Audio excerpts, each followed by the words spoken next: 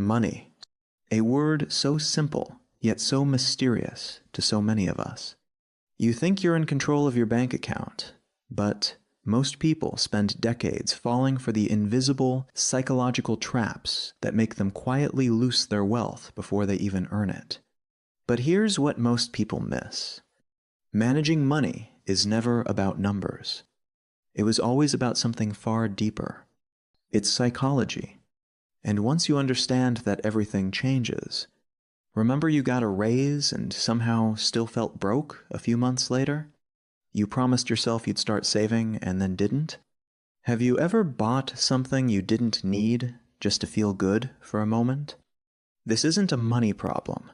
This is a psychology problem. And it happens to almost everyone, quietly, repeatedly, invisibly. And that is exactly what we are going to talk about today. Let's dive into the summary of The Psychology of Money by Morgan Housel. This book is not about stock tips, not about messy spreadsheets, not about technical analysis or market timing. It is about your behavior with money, how you think about money, how you feel about money, and how those feelings quietly shape every financial decision you make, just helping you with the roadmap to reclaim your destiny. Picture this: two people with the same paycheck, living in the same city. Fast forward 15 years, something different happened. One has savings, investments, and options. He is free, traveling, building, living his life's best moments. The other is stressed, in debt, and wonders why he is still trapped and stuck, still counting where it all went. Same money, but completely different lives. The difference in their story was not luck or smartness. It was small habits, repeated quietly, invisibly, over the years. Financial success is not about what you know. It is about how you act. Why in financial mediocrity? And this built-in mindset depends on various factors, from when you were born, where you were born, who raised you, how financially stable the people around you were. These things quietly shaped your entire psychology around money long before you ever earned your first rupee.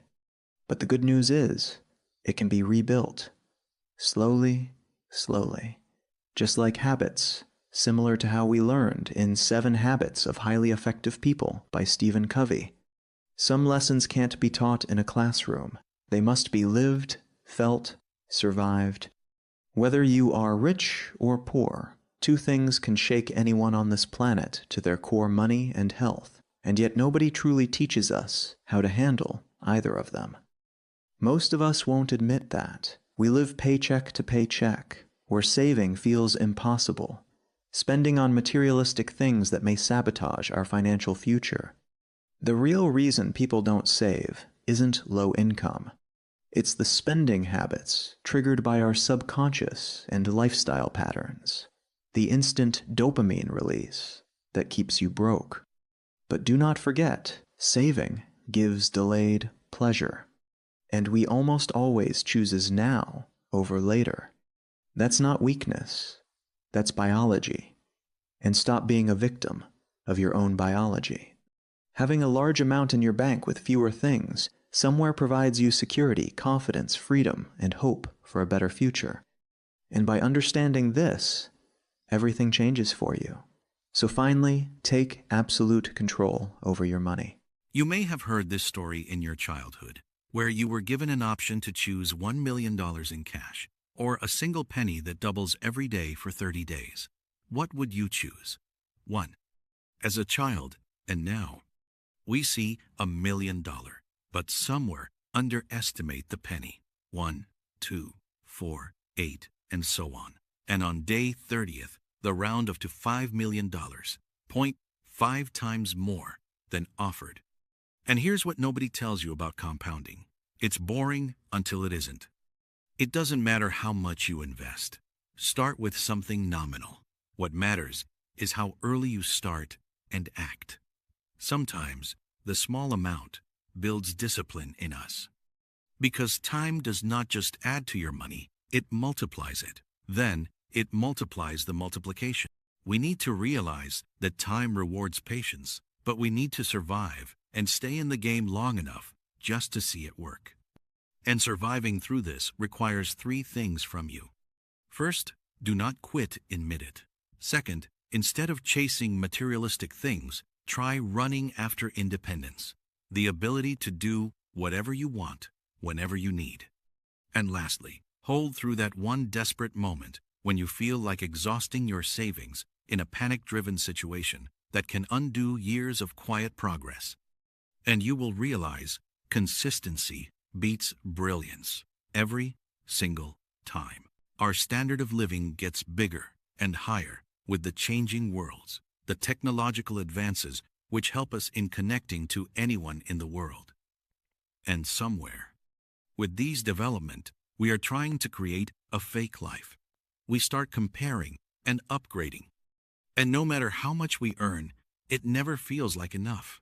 And thus, we feel anxiety around money. And for a short-lived happiness, we compromise our real happiness for this fake, spending money to impress other people is the fastest way to lose it. Yeah, we care too much about what others think. We want to fit in, but at what cost?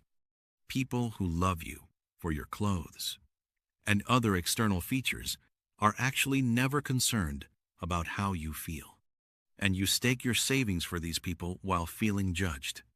We have no idea how stressed they are after buying these things, how close they are to the verge of being broke, what bank balance and debts they hold. We only see their show-off. We can't see the anxiety behind the smile in the Instagram photo. Trust me, real wealth is invisible. It's upgrade you skipped.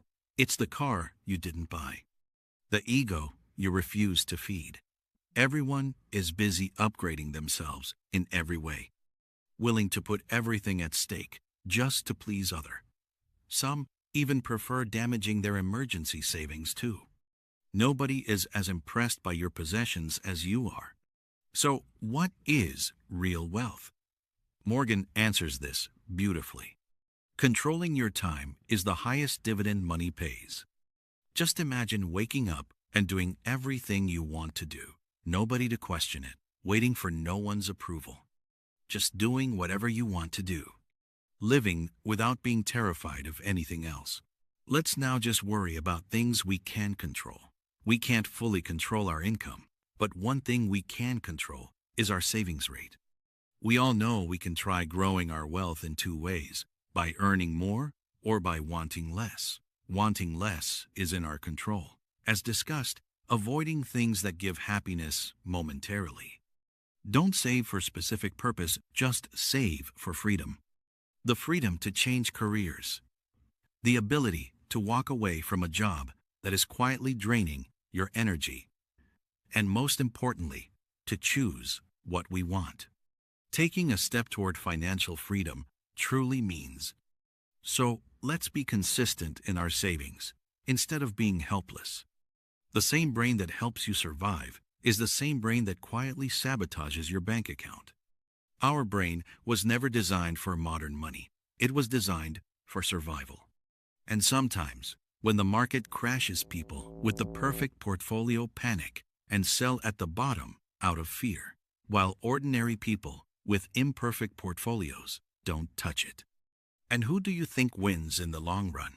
The imperfect portfolio. Nobody is asking you to stop being rational. Yes, you may have bought that share with a perfect financial strategy, but you also need to emotionally stick to it for the long run. When the market dips, it panics and sells. A reasonable investor will outlast a rational investor who panics and sells every time the market dips. When things feel uncertain, our brain reaches for comfort, and comfort is almost always expensive. And don't just sit back and blindly trust historical data.